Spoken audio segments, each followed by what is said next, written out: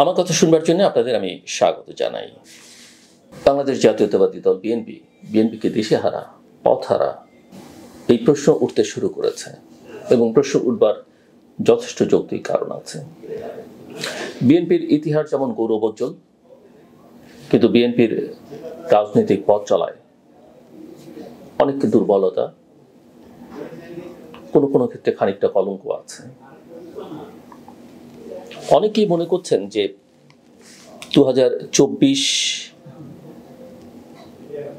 সালের জুলাই অগাস্টের যে ছাত্র জনতার অভ্যুত্থান, কারো কারো ভাষায় বিপ্লব, এই বিপ্লবের পরে বাংলাদেশকে গণতান্ত্রিক ধারায়, গণতন্ত্রের পথে নিয়ে যাবার একটা দারুণ সুযোগ তৈরি হয়েছিল বিএনপির জন্য।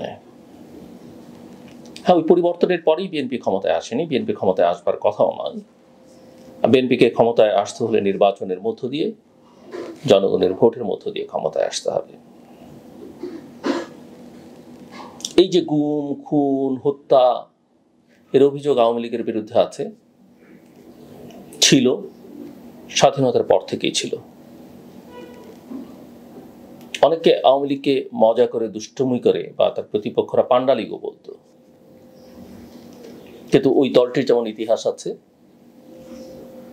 আমাদের স্বাধীনতা সংগ্রামে নেতৃত্ব দানের ইতিহাস, স্বাধীনতা উত্তর বাংলাদেশে গণতন্ত্রের সংগ্রাম তারা করেছে, একই সঙ্গে শুরু থেকেই বারবার গণতন্ত্রকে হত্যা করবার ইতিহাসও তাদের রয়েছে। প্রতিপক্ষকে হত্যা, প্রতিপক্ষকে নির্যাতন, জেলে নেয়া, গুম করা, এই ইতিহাস আওয়ামী লীগের একেবারে স্বাধীনতার পর থেকে আছে। এবং শেখ হাসিনা 2000 এবং ওই যে নির্বাচনকে কুক্ষিগত করা, সেটাও আওয়ামী লীগের স্বাধীনতার পর থেকেই আমরা দেখেছি। যখন তার কোনো প্রয়োজন ছিল না ব্যালট বাক্স ছিনতাই করবার, যখন তার প্রয়োজন ছিল না ভোটে কারচুপি করবার, এমনিতেই মানুষ তাদেরকে ভোট দিত। কিন্তু একটা দুটো 3-4টা সিট হারাবার লোভও তারা সংবরণ করতে পারেনি। সবই তাদের পেতে হবে। এবং এই প্রবণতাটা 2008 সালের নির্বাচনে বিজয়ী হবার পর থেকে ধীরে ধীরে, বিশেষ করে 2014 সাল থেকে আওয়ামী লীগের মধ্যে প্রবল আকারে দেখা যায়। সব কিছু তার, দেশটা তার, দেশের মানুষ তার, সম্পত্তি তার, অর্থবিত্ত সব তার।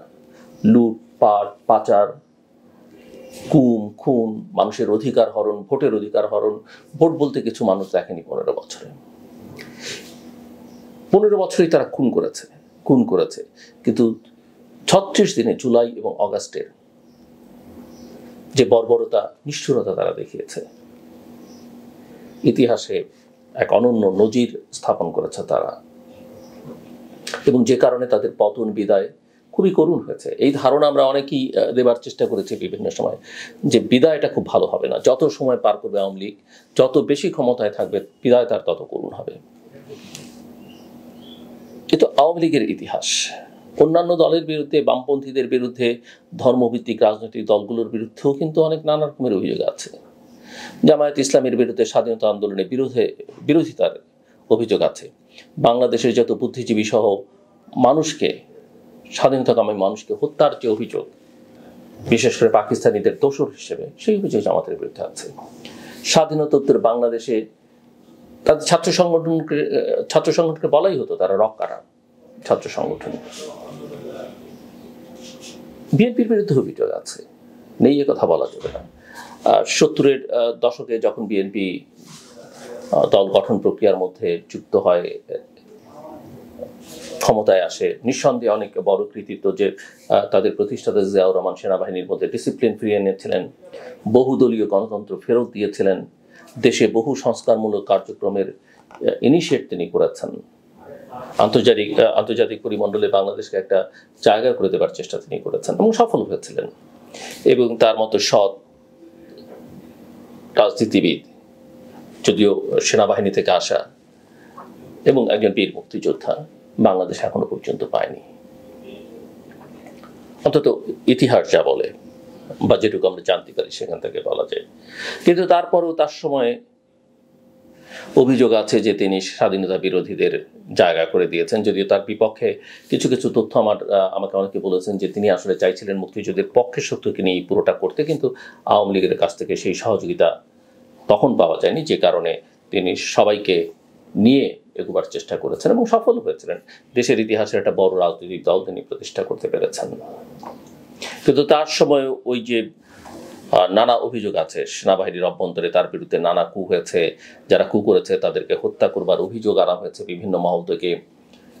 তারপরের ইতিহাস, বেগম খালেদা জিয়া একজন গৃহবধূ, দীর্ঘ সংগ্রামের মধ্য দিয়ে তিনি বিএনপিকে একটা প্রকৃত রাজনৈতিক দলে পরিণত করেছেন এবং বেগম জিয়া সবার কাছে সম্মানীয়, যতবার নির্বাচন করেছেন, যত আসন থেকে বিজয়ী হয়েছেন, মানুষ তাকে পছন্দ করে, কম কথা বলে, প্রতিপক্ষকে নিয়ে কোনো কথা বলেন না, বাজে কথা বলেন না।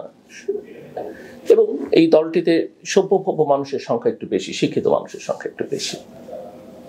কিন্তু এই দলের বিরুদ্ধে নানা অভিযোগ আছে। ক্ষমতায় গিয়ে ক্ষমতাকে কক্ষিগত করবার চেষ্টা, তত্ত্বাবধায়ক সরকারের বিধান যেটি ছিল আমাদের, এখন যেটি তারা দাবি করেছেন গত কয়েক বছর ধরে, সেই বিধানটিকে ম্যানিপুলেট করবার চেষ্টা।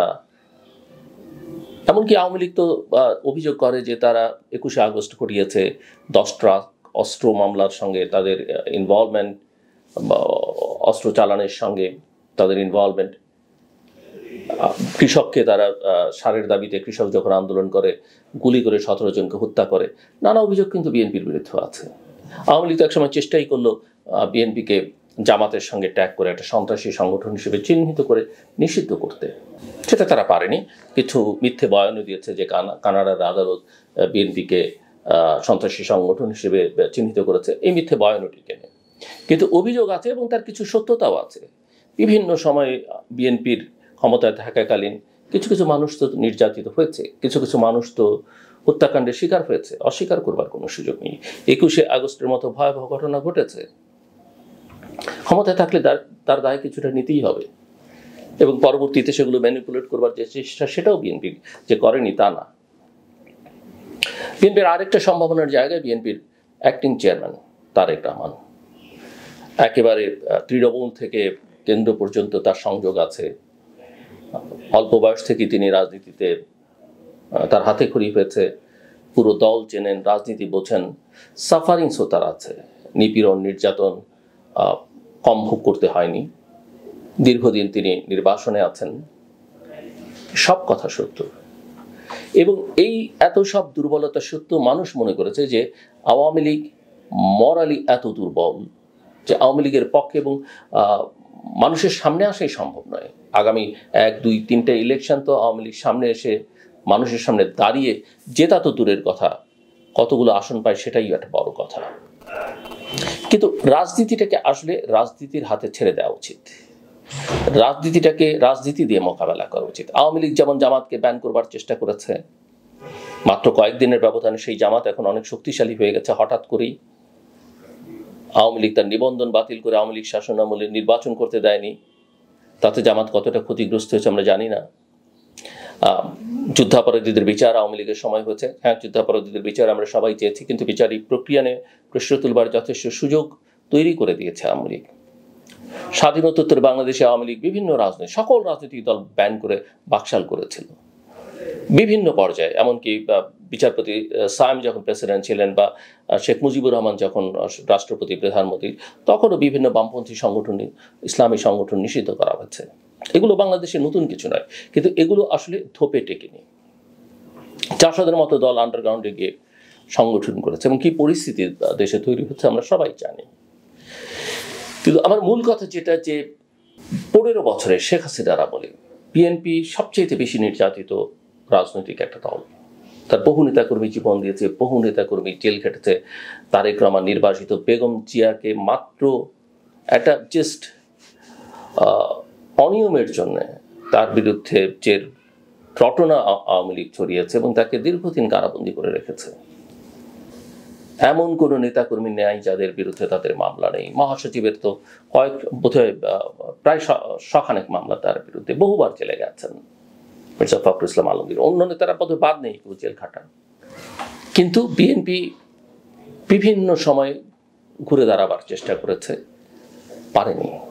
বড় বড় সমাবেশ করেছে, তারুণ্যের সমাবেশ করেছে, বিভাগীয় সমাবেশ করেছে, মানুষ নদী সাঁতরে খাবার নিয়ে সেই স্বাধীনতা পূর্বকালের মতো জাস্ট চিরামুড়ি নিয়ে গিয়ে জনসভায় আগের রাত থেকে বা তার আগের দিন থেকে বসে থেকেছে।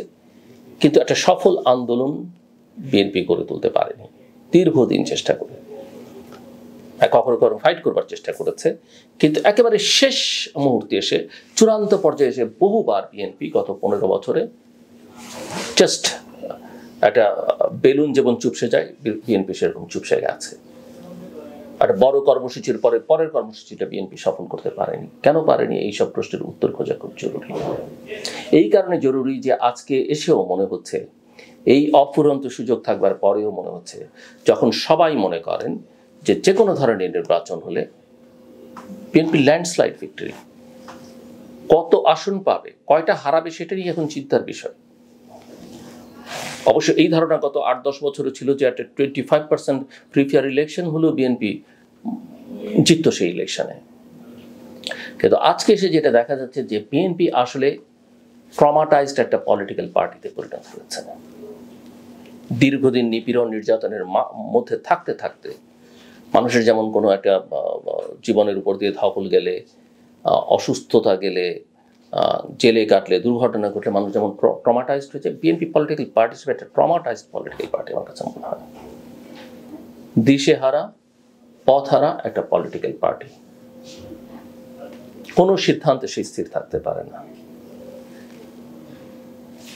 পরিবর্তনের পর 3 মাসের মধ্যে ইলেকশন চাই, তারপরে যৌক্তিক ইলেকশন চাই, সংস্কার নিয়ে বলবে আমরাই তো সংস্কারের প্রস্তাব দিয়েছি, আবার সরকারের সঙ্গে নানা সময়ে সংস্কারের প্রতিটা আলোচনার মধ্যে তারা যাচ্ছে।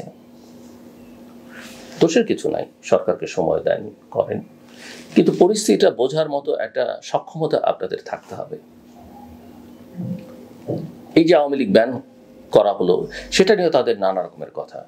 প্রথমে বললো তারা কোনো রাজনৈতিক দল ব্যান করার পক্ষে না, কখনো তারা বলছে যে জনগণ যা চায় সরকার যা করে করবে। আবার এটা করার পরে তারা তাদের আনন্দের বার্তাও জনগণকে জানাচ্ছে, তারা আনন্দিত, তারা নাকি প্রস্তাব অনেক আগেই লিখে দিয়েছে। মূল কথা হলো রাজনীতিতে আসলে দ্বিচারিতার কোনো সুযোগ নেই। কোনো রাজনৈতিক দল করে, আমি বিএনপিকে সে অভিযুক্ত করছে না, কিন্তু বিএনপির নেতৃত্বের একটা বড় দুর্বলতা, বিএনপির এক এক নেতা এক এক সময় এক এক রকম কথা বলেন, এবং তারেক রহমান যদি এখন এগুলো নিয়ন্ত্রণ করতে না পারেন, তাহলে ভবিষ্যৎ খুব দলটি ভালো নয়। বাংলাদেশের মানুষ 15 বছর ভোট দিতে পারেনি, নির্বাচন তার অধিকার, নির্বাচনের দাবি তার অধিকার। এই দাবি আদায় করবার মতো চূড়ালো সাহস পর্যন্ত বিএনপি দেখাতে পারছে না, অথচ অন্যরা জাস্ট উগ্রতা প্রদর্শন করে যা খুশি তাই দাবি করে সব দাবি আদায় করে নিচ্ছে, এবং আরো ভয়ঙ্কর দাবি নিয়ে তারা সামনে আসবে, এবং হয়তো সেগুলো আদায়ও করবে। কারণ ওই যে একটা নেক্সাস তৈরি হয়েছে, সরকার, একাধিক রাজনৈতিক দল এবং পেছনে কিছু বুদ্ধিজীবী, কথিত বুদ্ধিজীবী, এই চক্র বাংলাদেশকে যেদিকে নিয়ে যাচ্ছে সেটা বাংলাদেশের গণতন্ত্রের জন্য ভয়াবহ একটা বিপদ ডেকে আনছে। এবং বিএনপি যেটা বুঝতে পারছে না, যে তার যে উদার গণতান্ত্রিক রাজনীতি বা মধ্যপন্থার রাজনীতির ইঙ্গিত সে দিয়েছে, যে সংস্কারের কথা সে বলেছে, সেগুলো করবার জন্য যে পরিবেশ পরিস্থিতি দরকার, সেখান থেকে যোজন দূরে বাংলাদেশ চলে যাচ্ছে প্রতিদিন। বিএনপি এখনো সেই ধারায় আছে, রোজার পরে, ঈদের পরে, বৃষ্টির পরে, বর্ষার পরে, শীতের পরে না। বিচারপতি শাহাবুদ্দিন আহমেদ বিনা প্রস্তুতিতে 3 মাসের মধ্যে ইতিহাসের সেরা নির্বাচন যদি করতে পারে, অন্য তত্ত্বাবধায়ক সরকারগুলো যদি পারে, এরা কেন পারবে না? 9 মাসে কোন সংস্কারটা হয়েছে আমাকে বলেন। কিন্তু বিএনপি কিছুই করতে পারে। বিএনপি নেতাদের সঙ্গে কথা বললে কাকে ভয় পায় তারা? জনগণকে, সরকারকে, এই কথিত নতুন রাজনৈতিক দলকে বা তাদের পুরনো মিত্রকে বোঝাই যায় না। এবং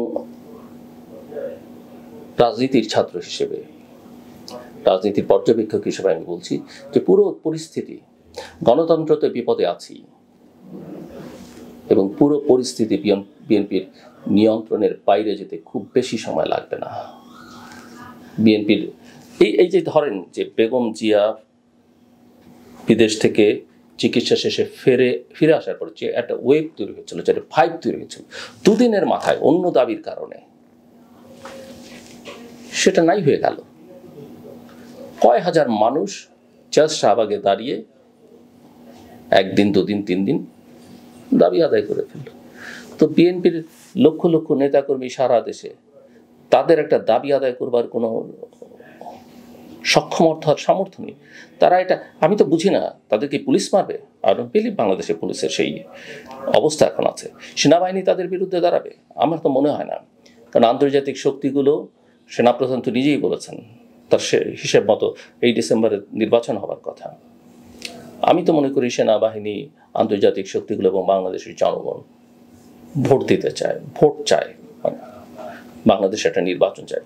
বিনিয়োগকারীরা, দেশি বিদেশি, তারা বাংলাদেশে একটা ভোট চায়, মানুষ ভোট দিতে চায়, বিএনপির নেতাকর্মীরা ভোট দিতে চায়। আর বিএনপি কি করছে? দিন যত যাচ্ছে বিএনপির ইমেজ ক্ষতিগ্রস্ত, একটা চাঁদাবাজের তকমা তার গায়ে লাগিয়ে দেওয়া হচ্ছে। দেশ চালাচ্ছে এক পক্ষ, বলা হচ্ছে দেশ চালাচ্ছে বিএনপি। বিএনপি এটাকে, আমি বিএনপি করি না, বিএনপি কোনোদিন করবো না, কিন্তু বাংলাদেশের বর্তমান বাস্তবতায় বিএনপির পক্ষেই সম্ভব ছিল বাংলাদেশকে একটা গণতান্ত্রিক ধারায় নিয়ে যাওয়া, বাংলাদেশের মানুষের আকাঙ্ক্ষাগুলো পূরণ করা। কিন্তু আমি বলবো বিএনপি এই জায়গায় চরমভাবে ব্যর্থ হয়েছে। তারেক রহমান ইতিমধ্যেই অনেক আশাবাদ জাগিয়েছেন তার কথাবার্তা দিয়ে, কিন্তু আমি মনে করি তাকে আরো শক্ত হতে হবে এবং দলের নেতৃত্ব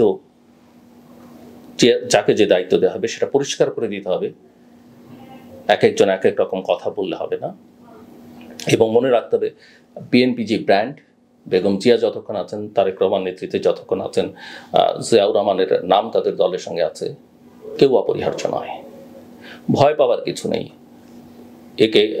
একে খুশি রাখতে হবে, ওকে অসন্তুষ্ট করলে কি হবে, এই পদ্ধতি দিয়ে এই নেতৃত্বের মানসিকতা নিয়ে এই দল দিয়ে আর বেশি কিছু আশা করা যায় না। সময় আছে। আমি মনে করি বিএনপির যত দ্রুত সম্ভব নির্বাচনের চাপ দেওয়া উচিত, নির্বাচন আদায় করে নির্বাচনের জন্য প্রস্তুতি নিয়ে দেশ পুনর্গঠনে যা যা করা দরকার তার হোমওয়ার্ক করা দরকার। কাদেরকে তারা সংসদ সদস্য করবে, তাদেরকে তারা মন্ত্রী বানাবে, এবং দেশ কিভাবে চলবে। তারেক রহমানের সামনে সুযোগ আছে অন্তত 8-10 বছরে দেশটাকে বদলে দেবার। ইতিহাসে তিনি কিভাবে নাম লেখাতে চান সেটা তার ব্যাপার। তিনি হিরো হতে পারেন, জিরো হতে পারেন, এবং সেটা অন্য কেউ তাকে করে দিতে পারবে না। তাকে সিদ্ধান্ত নিতে হবে। আমি বিশ্বাস করি তিনি সহযোগিতা চাইলে দেশে বিদেশে প্রচুর সহযোগিতা পাবেন, এবং বাংলাদেশ গণতন্ত্রের পথে নেই, এটাই আমার বিএনপির জন্যে এবং দেশবাসীর জন্য বার্তা। গণতন্ত্র পুনরুদ্ধার করতে হলে শক্তি নিয়ে, সাহস নিয়ে, দৃঢ়তা নিয়ে কাজ করতে হবে, সামনে এগোতে হবে। শেষ করবার আগে একটা কথা বলি, যারা পড়তে পারেন তার প্রত্যেকে একবার করে বাংলাদেশের কনস্টিটিউশন পড়বেন। যে কোনো নাগরিকের এটা দায়িত্ব, জীবনে একবার হলেও আপনার সন্তানকেও পড়তে বলবেন। সংবিধানের মধ্যে অনেক ভুল থাকতে পারে, কন্ট্রাডিকশন থাকতে পারে, সংবিধানের অনেক বিধি বিধান আপনার পছন্দ না হতে পারে, কিন্তু দেশের একজন সচেতন নাগরিক হিসেবে সংবিধানটা অন্তত একবার করে রাখা ভালো। আমার কথা শুনবার জন্য অসংখ্য ধন্যবাদ। আপনার সবার জন্য শুভকামনা।